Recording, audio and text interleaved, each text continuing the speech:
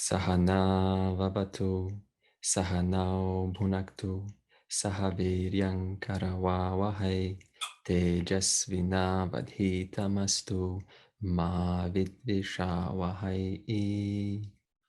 Om Shanti, Shanti, Shanti. It's always useful to know why are you here, and just take a moment to acknowledge that. We always come here for only one purpose alone, and that is just to take time out and inquire about ourselves, our experience. So it's not meant to be a get to know Gita. What is Gita about? It's about you. It's about, and also the compounding effect is huge. So if you do take a moment to convert this into a personal, just use it onto the jiva, onto the person, then the compounding effect is huge. It's kind of like investing maybe 2 cents in Bitcoin some years ago, and then by now you'll be a millionaire, right? We have done 3 verses last week, 23 to 25, and we have talked about action. So this is about what kind of action. How do your hands move? That's an action. How does your head turn? That's an action. What kind of action gets applied? How do you do the report for the finals or the exam or the test? How do you pass the test or the qualifiers or certificate? How do you go about that? How do we study? So these are actions that the verses are talking about, and they're divided into 3 sections. We've talked about Satwika actions. So again, one little logistic before. It is impossible to get rid of completely Rajasika and Tamasika. This is a fact because everything's infused with these 3 gunas. So it's not about black or white, just going to Satwika, but rather Krishna is just reminding us, uplift your actions or your knowledge and your commitment and so on onto Satwika as much as possible. So going back to verse 23, Satwika action. This is whereby firstly the individual doesn't place so much emphasis on quote, I am doing it. Yes, you are doing it as a body mind. You are putting your time, energy, and effort. But what does it mean to say the Satwika action is not so much about this is my action done by me? It just simply means that there are a few more variables in the moment of acting. So there are a few more variables like Leo, it's not me that's just surfing, he's a surfing instructor, right? It's not me that's just surfing. It is the waves that are also there. And my teachers who have taught me how to surf, and all of my friends who have taught me how to surf. And my background has also been there to help me to surf the waves confidently. So again, you're just including a few more variables than just the individual. Okay, the verse has talked about non-attachment or not expecting results. Now, this is a little bit sometimes confusing. So let's just backtrack a little bit. What does it mean to say not expecting results or to be free of attachment? Let's just affirm one thing straight up. Can you do anything without expecting a result? No way, impossible. So can you do anything? See, just even to come here, right? You're attached. There is an expectation. I have an expectation. You have an expectation. We all have expectations all day long.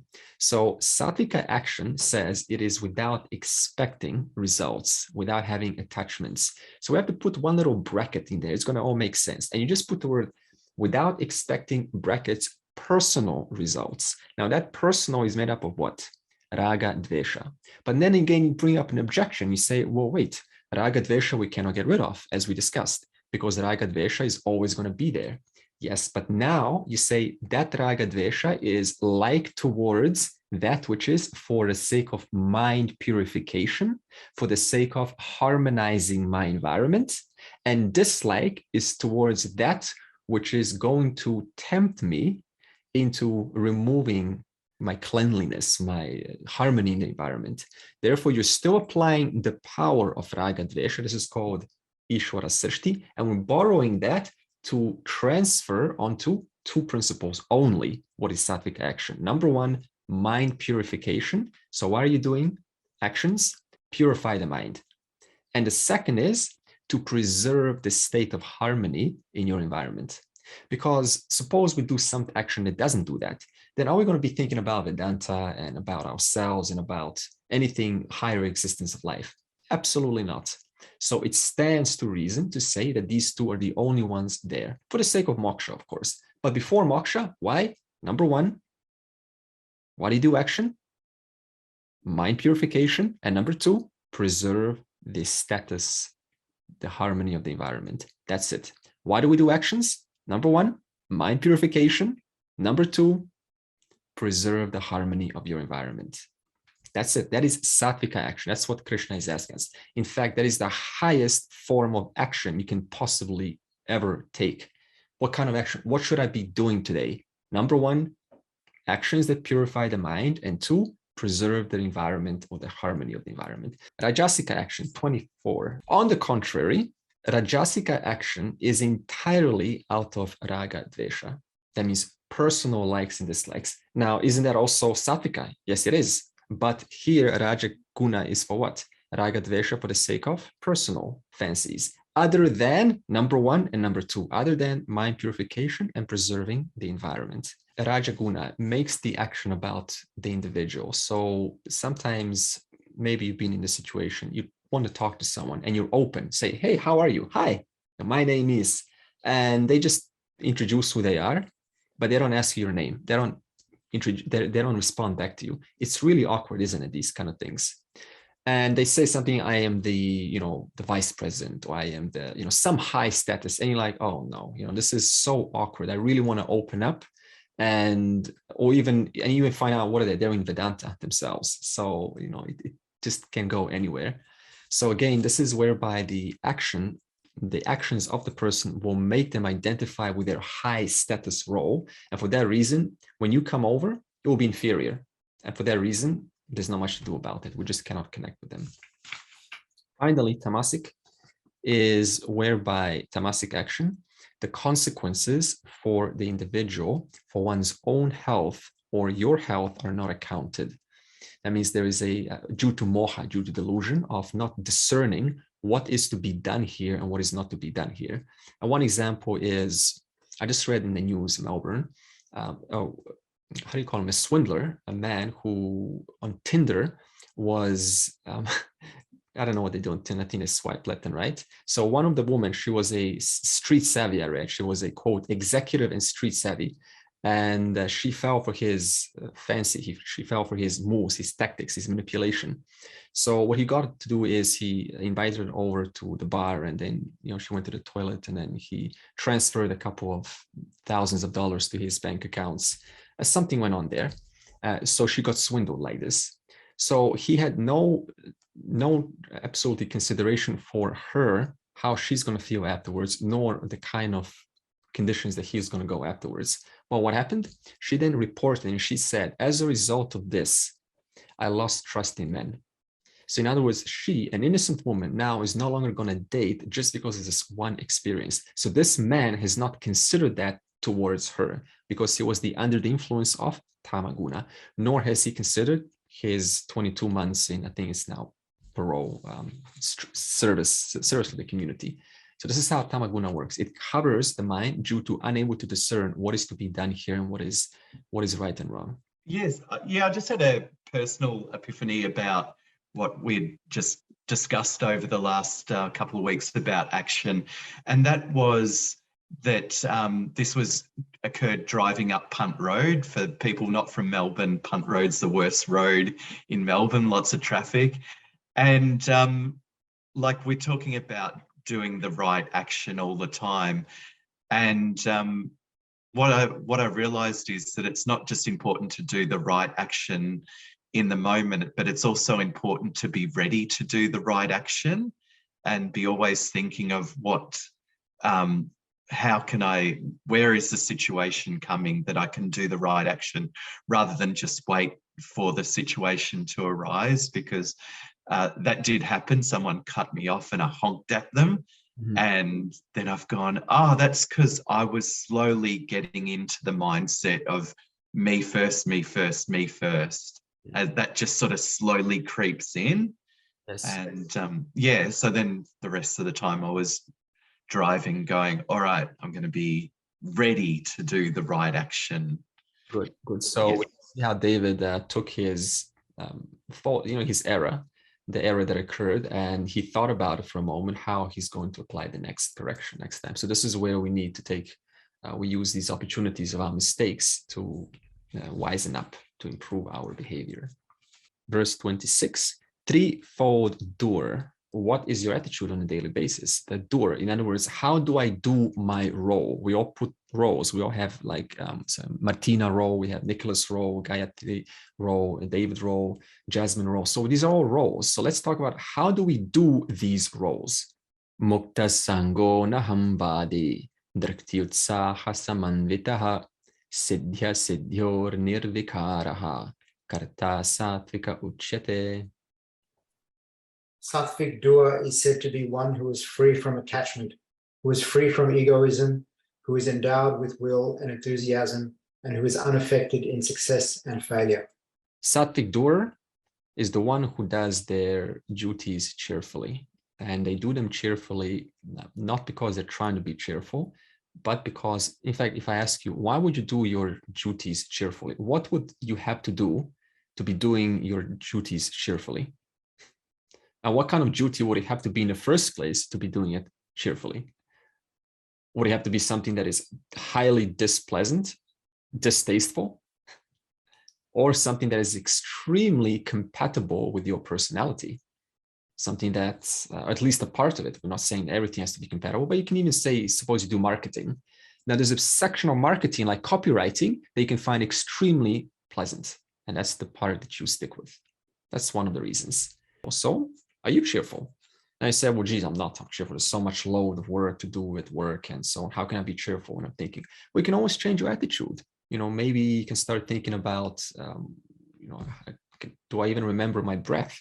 Can I remember just a moment of, hey, breathe, relax. This is all just to mind purify. And number two, sustain the harmony in my life. Why else would you do something cheerfully? Because you're not so concerned about the results. Now, yes, results are always there, but we said the results are always twofold: mind purification and sustaining the harmony of your environment. There's a story in some text. However, you may know Ekanath. Ekanath is from the Maharashtra, India, 1500s. He was a great saint. Janardana was his guru, and Ekanath was a Brahmana at that time. So this happened sometimes in the 1500s while he was alive.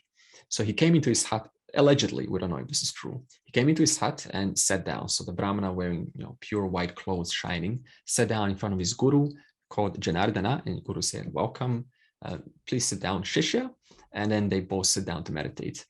Someone came into the hut and announced that nearby the invaders, some competing tribe, were coming. They kind of come over and take people's belongings. So they walked into the hut and they notified Ekanath, the student. Now, Ekanath was also a warrior. He was a Brahmana. We also had some Kshatriya skills. So Ekanath walked out and he took up the sword, which is really interesting. You're a Brahmana one moment, meditating with your guru. Next moment, you calmly walk out of the hut, take up the sword, and then you go over there and you solve the duty. You do your duty quietly. You chase them away. He comes back to the hut, sits down, and doesn't even tell his guru what even happened. This is called doing your duty without even mentioning it. Because why? I just want to preserve the environment. I want to preserve the harmony. I came here to do my work. You came here to teach me. I solved my duty. Yes, guru. But in real life, although I questioned this, what would this look like? Because obviously there was some blood and gore involved. So one moment you come in with white, spotless Brahmana clothes, and then the guru, oh, I'm so happy to see you. 1 hour later, the guru opens his eyes, and now you got, the clothes are torn, blood stains, and its hair is all over the place. So what would that look like in real life? It's a little different story. But the point is, this is what it means to do your duties cheerfully and without having this need to tell how I have done it. Because it is for a simple reason, for preserving the harmony of the environment. Who is the best kind of doer? Now, a doer is also a performer. A doer is also a worker. A doer is also an actor. A doer is a role. So doer, performer, actor. What kind of a doer, performer, actor are you on a daily basis? So let's see what the verse says. Mukta sangaha. Yeah, so they're free of attachment. And in reference to spirituality, this specifically means because the results that I put out are only for the sake of my evolution, my moksha. However, if you break that down for the sake of number 2, preserving harmony, and number 1, my purification. And it also means that you do those activities until required, and you only do them because they are required. No more than that. The moment you recognize it's done its duty, for example, someone's just meditated all life, and you say, well, why are you meditating? Well, just because it feels good. It's like a sattvic mind state, sattvic state of mind. So the thing with this is fine, but what can also do is it can reinforce the doer, which is what the person is trying to get rid of in the first place. They're trying to, recognize I'm other than the doer.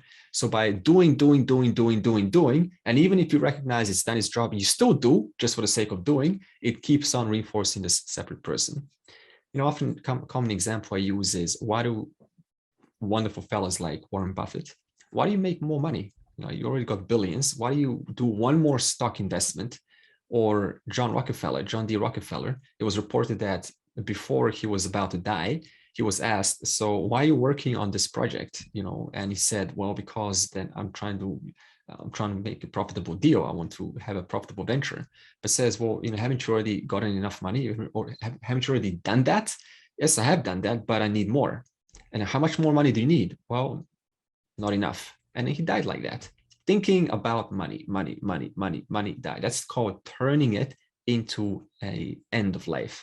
And this verse says, Mukta Sangaha, free from attachment, free from things like this, turning anything into the ultimate end of life. It is but a means to, number 1, mind purity, and number 2, preserving the goodness in your house, at work, with your colleagues, with your family, with anyone that you happen to be with. Just preserving that harmony. This is the next part, anahambadi. So they are free of egoism. So they're free of sense of, I have done this. What does it mean to say free of egoism? It means it's free of pomp or show. In other words, the need to demonstrate how good one of an actor is, how good of a performer someone is. Now you said, well, why would this be a violation of Dharma? The reason is because if one starts to act out of pomp or show, they try to be out there, then it actually makes people envious or jealous.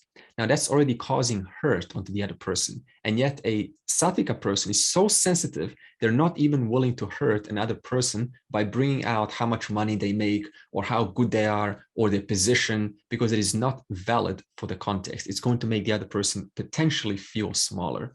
And therefore there's no communication that takes place. So therefore this person, Anahamvadi, is free of this need to kind of announce, hey, here's who I am, here's what I am, just so you know what I am. The problem with that is it shuts down that communication and it makes the other person feel awkward. Next one is drihti utsaha samanvitaha. So they're the one who is endowed with will and enthusiasm for their undertaking despite obstacles that come by. Obstacles are nature of life. We all have obstacles. No one in this class or anyone on earth, no matter how good they look, has it easy, has a smooth ride. No one. That is a fact. Even though we're, while playing the role of a teacher student, it all seems okay. But everyone goes through something.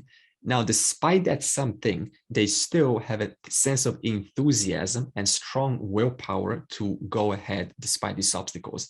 Now, you're going to ask why? What makes them go through obstacles despite the hardships? The reason is, or the answer is, because they understand, number 1, the value of what I am doing. So question is, do you understand how important it is what you're doing? Job is important. Security is important. Healthy food is important. Exercise is important.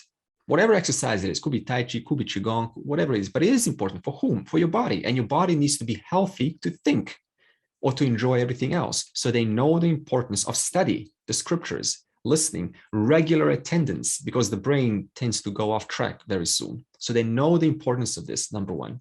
Okay, and then siddhi asiddhyoho nirvikaraha. So they enjoy a balanced state of mind. Now, these are just all one simple one-liners, but the question is now, what makes you have a balanced state of mind? Now, what does this balanced state of mind mean in the first place? Let's ask that. neither too excited, neither too depressed, somewhere in between. Dialectical behavior therapy. Deck of cards, and it's so many good techniques on there, and they talk about the three minds: the emotional mind, the wise mind, and the rational mind. The emotional mind is the one that just flies with emotions without backing it up with what's the meaning of this emotion, why is it coming. The rational mind is logic. Wise mind is the one that connects the both of them. They're in between, the middle way. Siddhi asiddhyoho, that means a balanced mind. What kind of mind? A wise mind. The one that listens to emotions. What's the meaning of this? Why is this coming? Has it come before? Is it coming over and over again? Have I changed my life that is causing it to eventually go away? Or is my lifestyle somehow reinforcing this emotion? So this is all the rational now talking, listening to the emotional. And this talk in between is called the wise mind. It's using information from the emotions, which is a lovely indicator of what's going on in our life.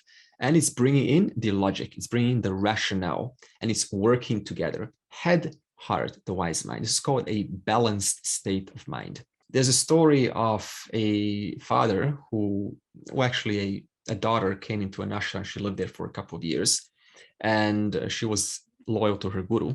So a father came into the ashram. He was very loud with his voice. He shouted, what has this fool guru taught you, in front of everyone else? Imagine that, you're in an ashram trying to learn, and what has this guru fool taught you? And she just calmly said, not to fear you and not to be embarrassed by your behavior. And she said it in a very calm voice. And this is a daughter, by the way, so it's not even a son. So she taught, that means she's been taught well what is a balanced state of mind, because this is real life. The guru's telling her, have a balanced state of mind, use that wise mind, listen to your emotions and back it up by logic. And then the father comes in, the test, the real test of life.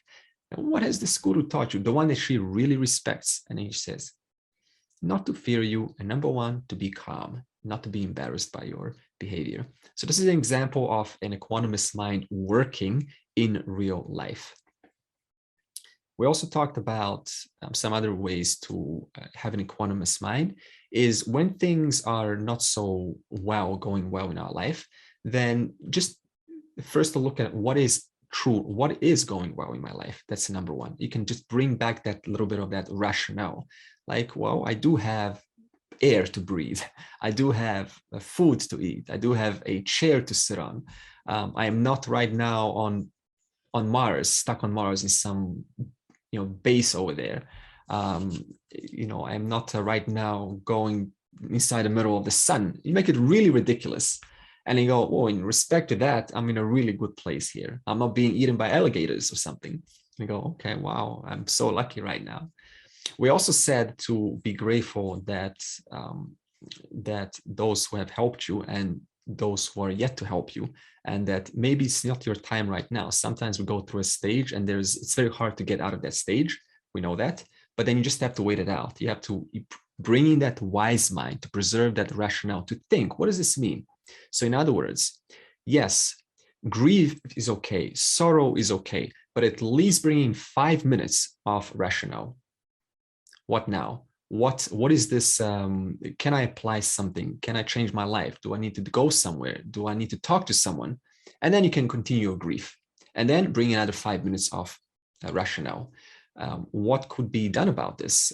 Who can I contact? And so on. So you're working with the mind. So this is called preserving that state of mind. We also said, chapter 3, verse 30, Krishna said, it's one of my favorite verses. Krishna says, renounce your actions all onto me, onto the Lord, onto the total, and release your expectations in reference to the future, which is where most of the anxiety comes, isn't it? You're supposed to get this, you're supposed to do this, this is supposed to happen. So release that, because end of the day, it's going to happen anyway. And also release that sense of myness, because all of the anxiety comes from my results, my action, my work, my study, my getting, my. Okay, so this is what creates that sense of pressure in ourselves, and we're unable to move forward, ironically, even though we're trying to use this to move forward, but we can't, because it's so heavy to be putting all of this responsibility onto a very small individual. So release that, says Krishna. Release that onto me. Don't worry about the results. Yes, have an action plan, You can say, okay, here's what, write it out. Take a piece of paper, put ideal vision of situation. Here's the most ideal thing that I would like to happen. And then write down maybe 10 things. And you can even put how I feel right now, just to put it down on a piece of paper. And write down maybe 5 sentences. Put it down on a piece of paper. Very powerful. It's also important to always have something to fall back on. Yes, situations do happen. However, what's more important is, do you have a bigger vision of life that even if the small things don't work out, you can always go like this. You can drop onto your carpet of safety. What do you have that carpet? You know, imagine falling down on a kitchen ceramic. That's very hard, right? Now, do you have a carpet? So if you look down and you say, okay, what is that carpet made of right now? Is it self-knowledge carpet? Is it my family carpet? Is it friends carpet? Do you have that carpet? So make sure that carpet is clean and it's very visible. Some of them totally blend in. We don't even know what our carpets are. So make sure that carpet is there. What am I falling back on when I lose this, when this goes wrong, when that doesn't work out? What is that which you fall back on? Do you know right now? By the way, how do you know that you've gone overboard with equipoise? There's always an extreme. Someone's going to complain that's very close to you. You know, you're very cold. You're detached. So this is overboard thinking. Okay. So the moment someone says this to you, you need to re-engage with them, because that's just overboard. We can always go overboard with anything, even the equipoise of the mind. And Krishna concludes, he says, the best kind of doer is a karma yogi. So everything we explain now is actually the essence of a karma yogi. Verse 27. Raja Doer, Ragi Karmapala Prepsuhu, Lubdho Himsatmako Shuchihi, Harsha Shokan Bitah Karta, Rajasa Parikirtitaha. Rajasic doer is said to be one who has attachment, who is desirous of the results of actions, who is greedy, harmful, impure, and subject to elation and depression. What's the essence of a Raja Guna doer, the one that's dominant in Raja Guna in the moment? It can happen tomorrow, it can happen in a section of your day. It doesn't mean that the person is entirely Raja Guna. It can be just maybe at 12 o'clock, 12 to 1, you're Raja Guna dominant. But let's find out. During this time when this Guna is dominant, the person is mainly going to be thinking about what's in it for me. Now, see, instantly, the context is important.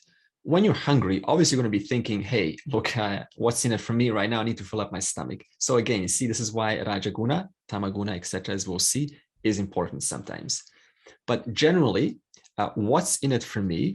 What will I get? That is the essence of doing. So why do I do things? Because I'm going to get something for myself. I'm going to get something from you, which is okay, because it can also help you. So again, you see, we're not putting it down, but we're just saying it's an excess. Sometimes it can go into an excess mode, totally avoiding or putting aside your own feelings. So this is when it goes to the other extreme, whereby I can hurt you just so I can get something.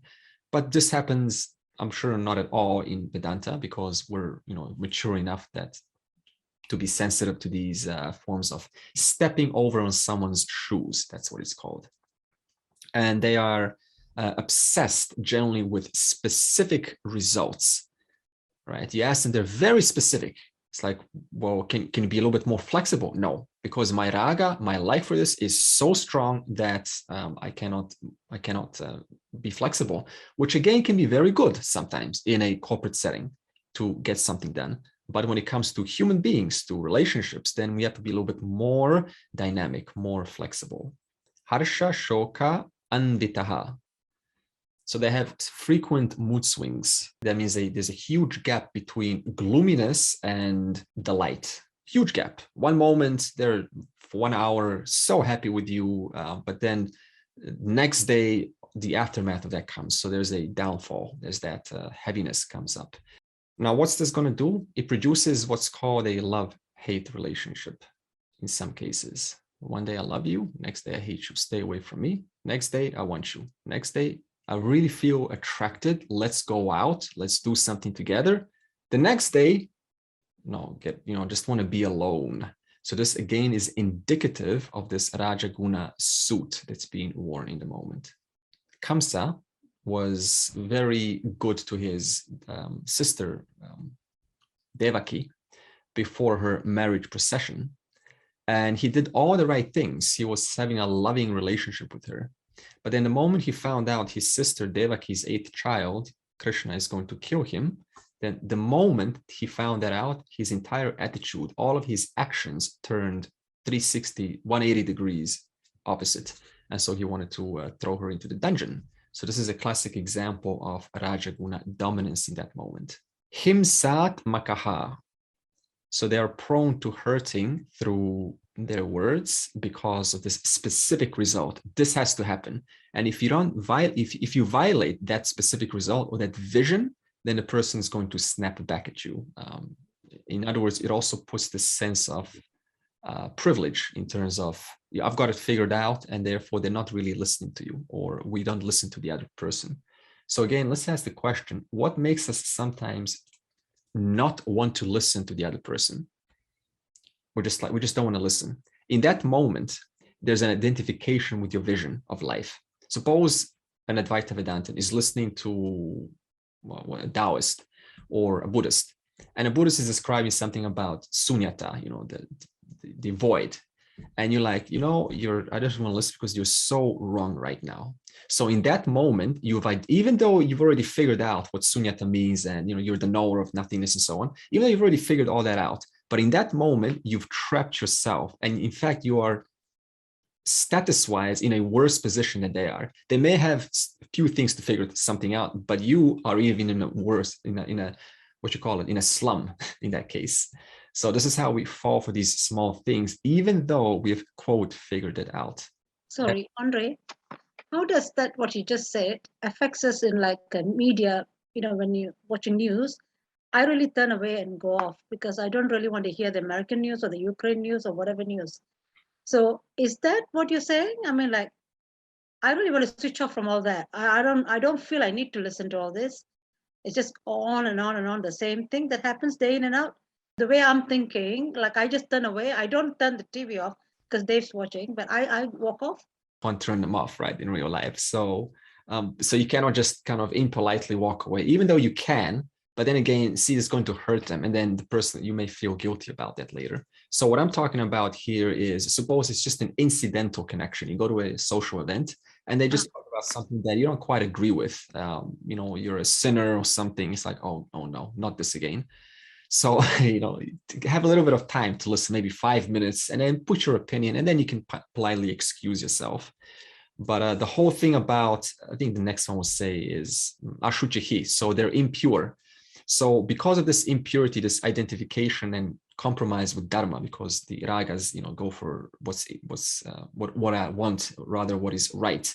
This also passes onto one's attitude, and therefore they say, I don't want to listen to you. I totally put a wall in front of you. It's stonewalling. So ashuchihi, impure, right? And that impurity gets passed onto one's own attitude about interacting with people, especially when things are not entirely in accordance with what you believe. That's when it really tests you how firm you are in your own ethics, right? So it's easy to know, it's easy to have knowledge, but I tell you, knowledge is useless. All of the Vedas, useless if there's no love in a connection, if there's no love and there's no connection with the person.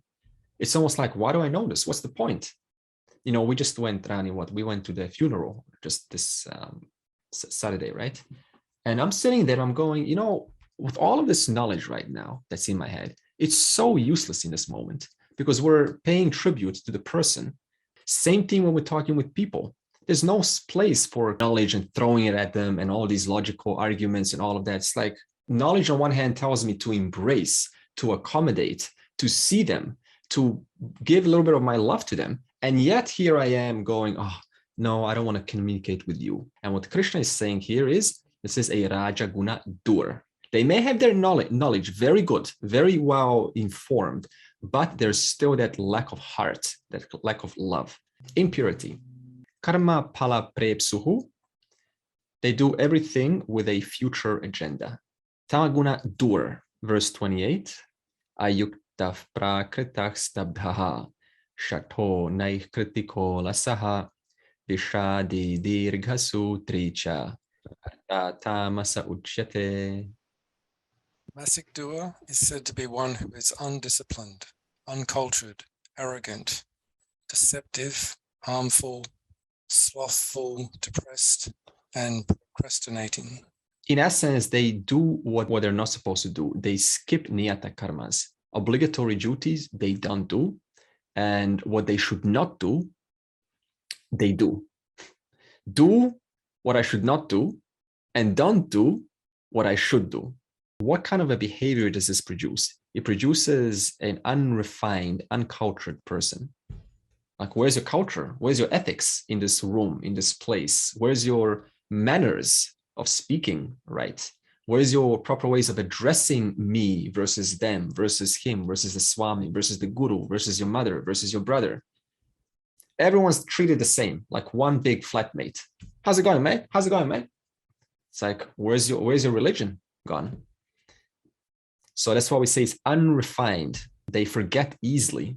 So stubborn doer does things, but in their doing, they're forgetting what needs to be done. I wonder what that looks like. And they're also stubborn, very stubborn. So in other words, what does stubbornness mean? Unwilling to change. That means holding on to my comfortable notions because they are just comfortable. And I'm not willing to flexibly adapt to the environment. Let's see what the verse says about this. Ayuktaha prakritaha. Again, they are undisciplined and uncultured. Why? For two reasons. Number one, lack of education. Because what is a tamaguna individual? Laziness, slothfulness, procrastination. All the keywords are here in the verse. And that makes the person not go out there and learn about the world, learn about experiences, and have an experience like, as David mentioned, and to even want to correct a mistake because they're just lazy. Their mind doesn't want to think. And due to the disintegration of the four koshas. What does disintegration of the four koshas mean? Did you ever have an experience when you put your keys somewhere, but your mind's somewhere else? And then we want to recall where those keys are, we can't remember. Why? Disintegration. My Annamaya kosha, my physical kosha, was putting down the keys, but where was my Vijnanamaya kosha? Somewhere else. It was already in the future planning something else, and therefore can't remember. This is called disintegration of the four koshas. And this also causes the person to be uncultured and unrefined. Or another example is feeling good has precedence over discipline. So anything that's feel good, go over that rather than discipline. Shaktaha, deceptive. So one is putting on a external facade. Why? Why would someone put an internal or external facade? What does that mean? It means I don't want to show my true feelings. That means I'm hiding something. If I were to present myself in a true light, what would that look like? What would I say? How would I greet them? What would be my personality towards them if I were to put my true self in front of them? Naish kritikaha. It is harmful to the society. What's the difference between constructive and deconstructive feedback? Constructive criticism is something that will build someone up, make them more confident and try harder. And the opposite is for the other. It's bringing someone down just, in a hurtful manner. It's not actually trying to help someone improve or anything like that. Good, wonderful, Dana. So the other one, the deconstructive, is just making it about yourself. I don't like this about you. It's about my vasana, saying what I don't like. Constructive is helping them to see throw some light onto the matter and help them see from a different perspective. Alasaha, lazy and slothful. Such individuals, they don't mind living off other people's sweat. In fact, they will sometimes even feel entitled that it's my right to be taken care of by you, and I don't have to contribute much. This can happen with kids sometimes. They'll stay too long with their parents, and parents will get worried. It's like, it's time to, it depends on your culture, of course. The culture is also important. But in the Western culture, at least, and there's that maturity mark of, let's say, 20 years, it's time to leave, and you're just playing video games, coming from the bar with your friends. Are you doing anything in your life? No, I'm entitled to be here, to live under your roof. Well, do something. Well, do something sometime. 1 year goes by, nothing. 2 years goes by, nothing. And this can be sometimes concerning for parents. And then Vishadi. Vishadi is they're often depressed and slothful. Now, what would make one depressed? In fact, what contributes to depression? Well, let's ask this. Is the person moving a lot during depression? No. So in depression, we don't move. So what's the solution to those feelings of downfall, depression? Move. That's the fastest way to get out of it. Just go walk in a park, move, move, move, move, move. Don't stop moving until that tamaguna depression rides itself out. So that's the solution to depression, the easiest one of all. Question is, how do they get their joy? Tamaguna doers, where's their joy? And how do they get it? In the Mahabharata, what did Duryodhana do? He prevented even a house with 5 rooms from being owned by the Pandavas. And he loved it. He loved taking away their freedom, taking away their right to happiness. So what is the happiness of a Tamaguna person? The one who wants to see you fail. I want to see you suffer. I love to see you make mistakes. It makes me feel good. I love to see you held hostage, restricted. So these kinds of people restrict other people's freedom, and that makes them feel joyful. So you can see how it is still happiness, but it's highly convoluted, highly distorted. Dirgha Sutri, procrastinator. So what does this mean? One takes a month, what could otherwise be done in a day. How do we overcome procrastination? Someone give me a tip. How do you do something in one day that would otherwise take you 1 month? Well, sometimes for me, that looks like acting, even when I'm afraid or uncomfortable to do it. So acting despite the uncomfort. There's a lovely phrase that I will never forget. It says, successful people do those things that are hard, even if they don't feel like it. Unsuccessful people only do things that are hard when they feel like it. Also, those people usually do those things they don't want to do first. You do that before you move on to something you want to do. That's beautiful, right? And I've got one more. You can reward yourself. You can say, after I do this, I will have this massive reward. I will buy myself an ice cream. What about having addiction to some things? And then you postpone everything else to serials and TV programs and see, then we can just start with a small thing, take one thing out at least, or at least reduce it by 5 or 10%, and then reward yourself with another addiction if you reduce this addiction down by 10%. But you can start small, because never give them this whole thing, about reduce this, because it takes a lot of energy to come out of it. So therefore, give them a big reward for reduction of 5% or 10%. And how do you give someone a big reward? By pointing out what's in it for you, how your life will greatly benefit, how your life will be much better in 5 years. Now, some people work with the carrot and stick, right? Some of them need to give them the benefits. The other way around it is you say, imagine your life 5 years from now, and I want you to just project, visualize in color. Imagine yourself 5 years from now with this behavior, with this addiction still in your life. What does your life look like? And then intensify it, help them to intensify it. In NLP, neuro-linguistic program, we use called timeline therapy. And then we make the person really imagine how their life looks like in 5 years. And they start crying. They say, no, I can't do this anymore. So using a carrot and stick method to motivate them. Let's talk about intellect. What kind of intellect do we have? Verse 29. Buddhir bhedam driktesh gunatas trividham shirnu prochyamanam asheshena prataktwena dhananjaya. Arjuna, listen to the threefold division of intellect and of will according to the gunas, taught by me completely and distinctly. Who drives the car? The intellect drives the car. Who drives your vehicle? Who decides what is right and wrong? The intellect does. So your intellect is literally all we have in this life.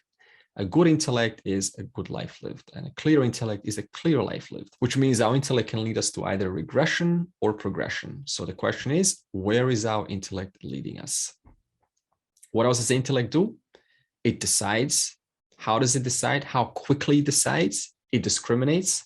How deeply it can look through the matters, the subject matter. Having said that, pravrittimcha nivrittimcha karya karye bhaya bhaye bandham moksham chaya veti buddhi sapartha satviki. Sattvic intellect is that which knows action and renunciation, what is to be done and not done, what is to be feared and not feared. as well as bondage and liberation. So what's the essence of a sattvic intellect? Contrary to the tamasic intellect, it's the one that knows exactly what should be done and not done right now, and how it is to be done right now under all circumstances. And the question is, objection, how do you know what to do under all circumstances despite having no prior experience in that particular event? How do you know? Intuition? Intuition, yes, I'll put it intuition in the form of what is right, what needs to be done right now. This also goes with what David was saying. What is the right approach to sustain the harmony of this environment? See, even if you go to a physics class and you don't know anything about physics and your Buddhi is required, how do you know what is right to be done? What's the right thing to be done?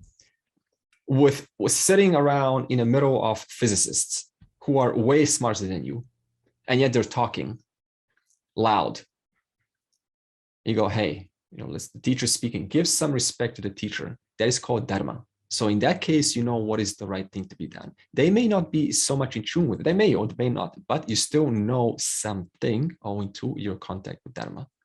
Okay, let's see what the verse says. Karye akarye. So it cognizes what is appropriate and inappropriate.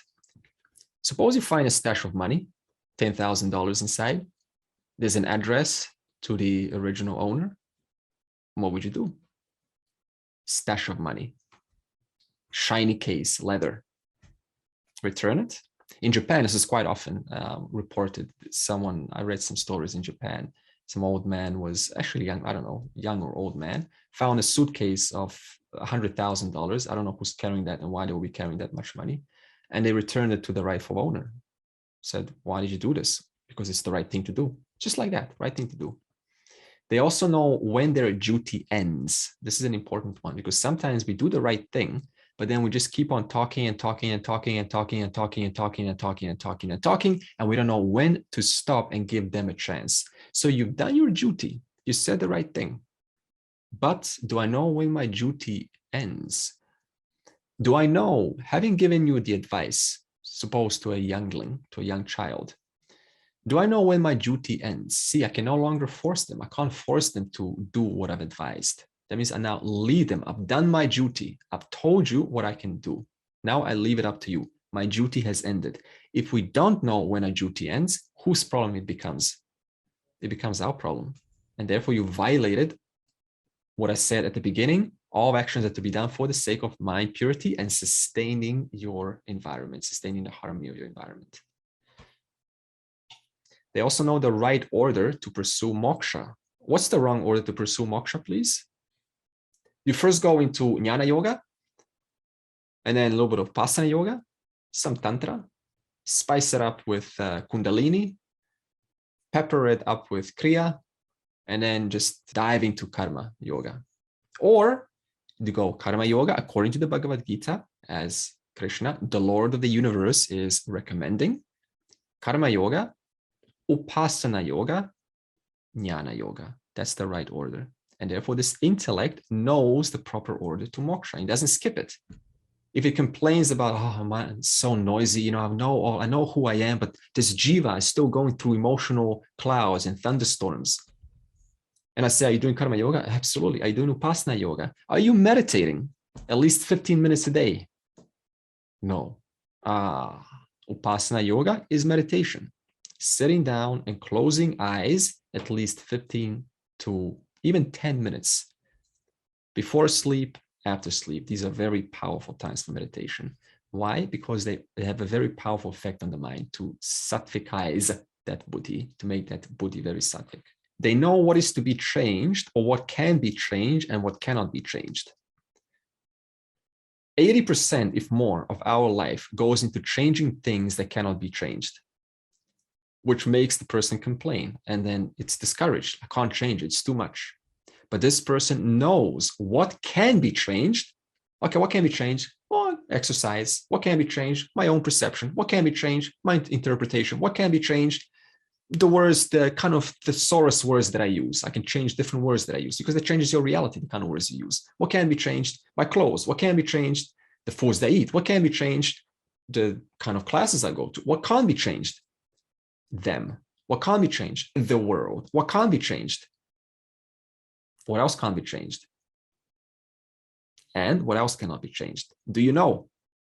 So this person puts all of their time, energy, and effort on things that can be changed. And do you know what can be changed and cannot be changed? Do we have a list? A4 or a letter if you're in USA. What I can change, what I cannot change. Cannot change my culture, cannot change the language I use. Some of them say, I don't want to, I need to first learn Sanskrit before I learn Vedanta. Can't change it. Like the person's so old by now. I mean, they can change it, but it's just such a zigzag path to learn Vedanta. So put it on there. I can't change the fact that I don't know the language. Okay, then let's work with what I can change. They also know what actions are most effectual for their present stage of life. This is another important point, because all of us go through stages of life. I'm going through a different stage of life than you're going through a stage of life. How old we are, that is also a stage of life. The Ederik, I hope I pronounced your name right, has gone through many more stages than Andre has, because he's older in that sense. Andre is yet to go through those stages. And therefore, the person puts their effort on their present stage of life. That's where they put all of their time, energy, and effort, instead of trying to live someone else's stage. Oh, you've done that, so let me kind of like copy you so I can like catch up. They just look at there. Where am I right now? Maybe young, maybe old. Okay, let's work with the stage that I'm at. Yes, Lorena. That keeps going right up until they die. Exactly. So they say, I wish I did that, or what if I had that, or I regret not doing that, right up until the end, even if they're 90.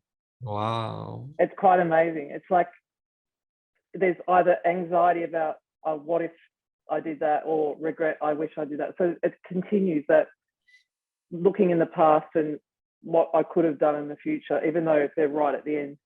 This is another addition to a complement to what I can change or what I cannot change. I can't change my past. It's gone.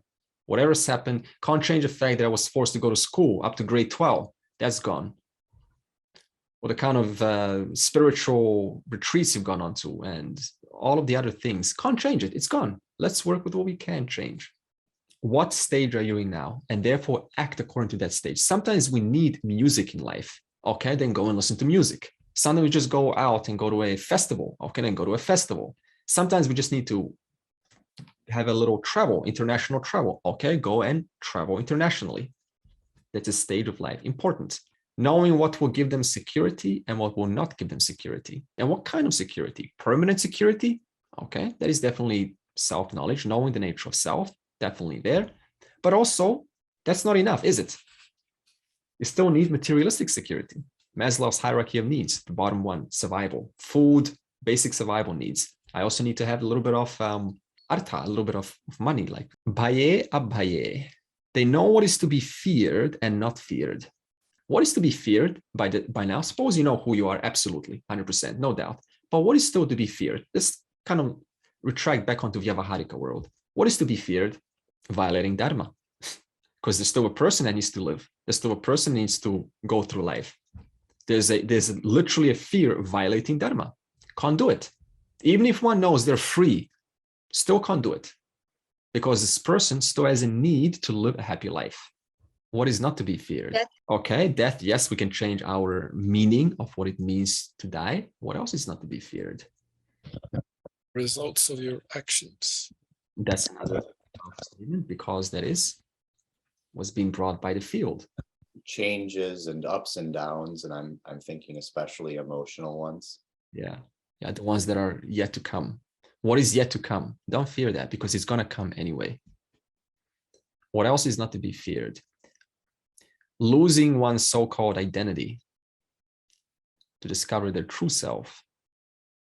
The irony is one doesn't actually lose anything. The person's still there. Okay, so knowing what is to be feared, what am I afraid of? Still, knowing one total reality, it's all there, perfect. But what am I still afraid of? Disrespecting parents, being rude to them. People are scared to be forgotten about. They're scared to be forgotten about. You mean by someone? Yeah, by family, by friends, their like everything that they've worked for in their life. Wow, I haven't thought of that. Yeah, just the the persona that they've built up all their life that they think is really important. That's the fear of annihilation. Really? And even in the pursuit of moksha, Robert finds that thinking that he will be annihilated upon achieving moksha is a fear. Yes, exactly. So fear of being the person, and this is a genuine fear, by the way. It's a very strong fear, because the person just doesn't know what's going to happen to them. They think they're just going to walk out on their family because now they're disassociated from the false individual, and they're like, I can't do that. That's completely disrespectful, and so he compromises their pursuit for moksha. Bandham moksham. So the Sattvic intellect understands what causes sorrow or bondage. One and the same. Bondage causes sorrow. Sorrow is an effect of the cause, which is bondage attached to something. And what gives everlasting joy? Not just joy, because joy brings you what? Sorrow. You have to put the word everlasting there, because I get joy once, I want joy now again. I'm in sorrow now because I don't have that joy. So what brings sorrow and what brings everlasting joy? The Buddhi also knows this. There can only be one because it's everlasting, it's out of time. Therefore, knowing one's nature, knowing oneself. What's going to bring sorrow? Violating dharma. We often say that freedom produces happiness, don't we? Relative freedom on earth. I've got all the freedom, I've got all the money in the world, I can do anything I want, this is what makes me happy. Is that really true if you got all the freedom in the world? No. Look at the roads, for example. The road is a completely controlled system. And yet, because it is controlled, we have freedom on the roads. You wouldn't have freedom on the roads if it wasn't controlled.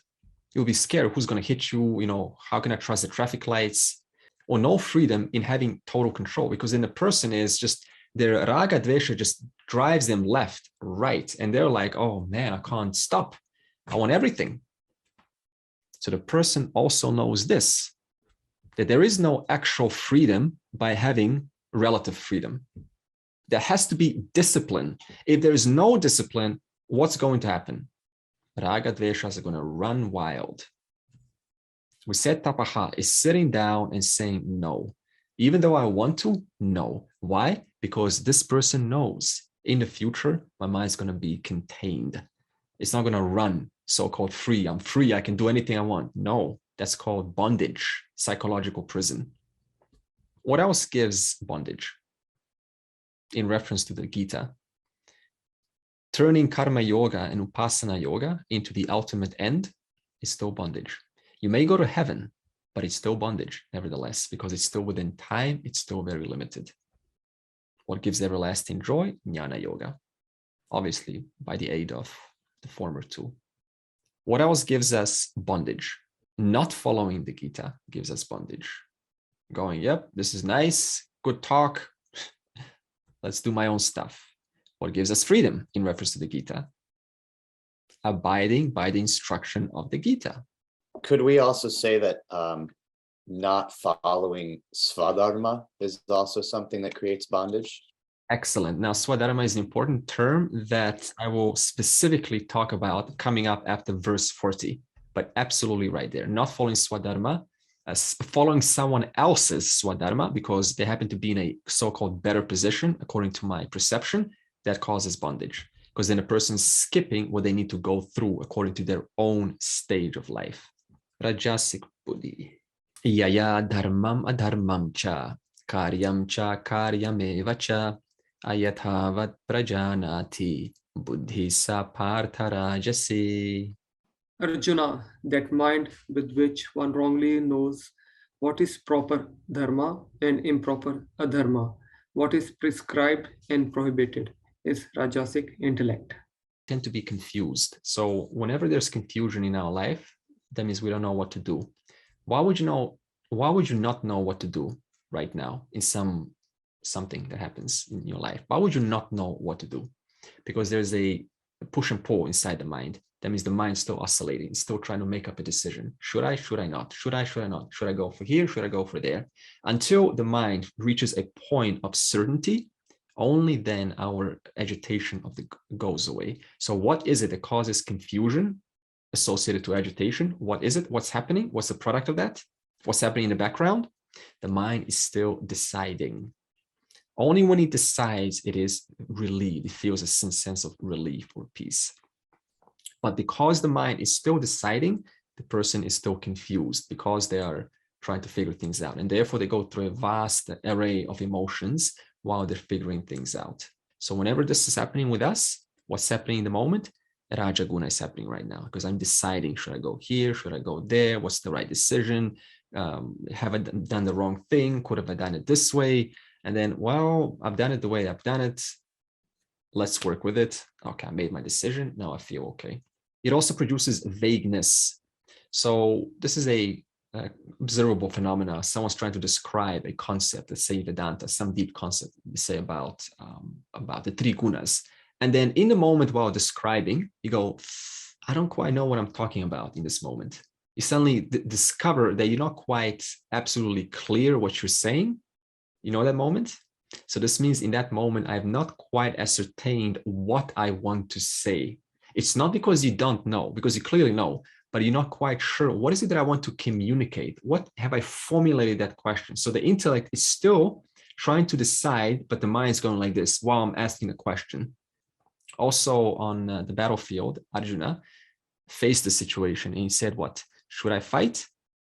Should I not fight? Should I read this book? Should I read that book? Should I study this course? Should I go through this Upanishad? Or should I go through that Upanishad? Should I go today? Should I go tomorrow? Should I go there for holiday? Should I go there for holiday?